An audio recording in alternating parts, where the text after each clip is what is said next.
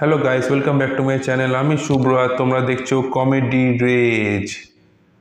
কোর্টে কেস চলছে, তো বিচারক বলে উঠল আসামিকে যে আপনার এই বয়সে এসে, এই বৃদ্ধ বয়সে এসে আপনি মেয়েদেরকে ইফটিজিং করছেন। হ্যাঁ, আপনার নামে মেয়েরা মানহানি মামলা করছে। হ্যাঁ, তো আসামি বলে উঠল, স্যার এই ঘটনাটা ঘটেছে প্রায় 60 বছর আগে। 60 বছর ধরে তারিখ পে তারিখ, তারিখ পে তারিখ, তারিখ পে তারিখ করতে করতে আজকে মামলা এখানে এসছে।